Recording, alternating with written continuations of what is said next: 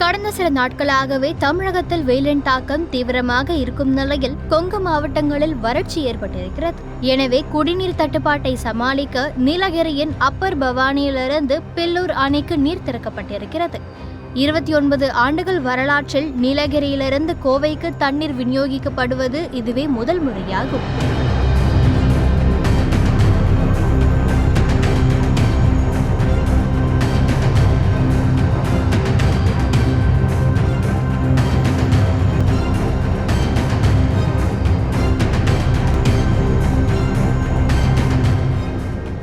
நீலகிரி மாவட்டத்தின் ஊட்டியில் கடந்த 73 ஆண்டுகளில் இல்லாத அளவுக்கு அதிக அளவில் வெயில் பதிவாகியிருந்தது.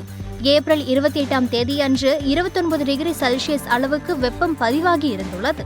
அதேபோல கொங்கு மாவட்டங்களிலும் வெயில் பட்டையை கிளப்பி வருகிறது. குறிப்பாக ஈரோடு மாவட்டத்தில்தான் தமிழகத்திலேயே அதிக அளவு வெயில் பதிவாகி வருகிறது. எனவே ஈரோடு மட்டுமல்லாது கோவை உள்ளிட்ட மாவட்டங்களிலும் குடிநீர் தட்டுப்பாடு எழுந்திருக்கிறது. எனவே மக்கள் போராட்டங்களை தொடங்கியுள்ளனர். இது குறித்து போராட்டத்தில் ஈடுபட்ட கோவை மக்கள் கூறுகையில், எங்களுக்கு இங்கே கடந்த 15 நாட்களாக குடிநீர் வழங்கப்படவில்லை. முதியோர்கள், நோயாளிகள், குழந்தைகளை வைத்துக்கொண்டு நாங்கள் மிகவும் கஷ்டப்படுகிறோம். குடிநீர் குழாய்களில் நீர் விநியோகிக்கப்படுவதில்லை என்பதால் லாரிகளில் சிலர் தண்ணீரை கொண்டு வந்து விற்பனை செய்கின்றனர். ஒரு குடம் ரூபாய் 15 முதல் ரூபாய் 20 வரை விற்கப்படுகிறது. தினமும் காசு கொடுத்து எங்களால் தண்ணீரை வாங்க முடியாது. பொது குழாயில் தண்ணீர் விநியோகம் செய்வதை மாநகராட்சி உறுதி செய்ய வேண்டும். முன்பு 10 ரூபாய்க்கு விற்று கொண்டிருந்த 1/2 லிட்டர் வாட்டர் பாட்டில் இப்போது 150 ரூபாய்க்கு விற்கப்படுகிறது.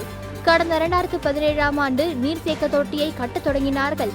ஆனால் இப்போது வரை அதை பயன்பாட்டுக்கு கொண்டு வரவில்லை என்று அவர்கள் குற்றம் சாட்டியுள்ளனர். மேலும் இதுகுறித்து அதிகாரிகள் பேசுகையில், குடிநீர் தட்டுப்பாட்டை சரி செய்ய அப்பர் பவானியிலிருந்து கேரளா வழியாக தண்ணீர் கொண்டுவர முயற்சிகள் மேற்கொள்ளப்பட்டிருக்கின்றன என்றும் அவர்கள் கூறியுள்ளனர். 29 ஆண்டு வரலாற்றில் முதல் முறையாக நீலகிரி மாவட்டத்திலிருந்து கோவைக்கு நீர் விநியோகிக்கப்படுவதாக அதிகாரிகள் கூறியுள்ளனர்.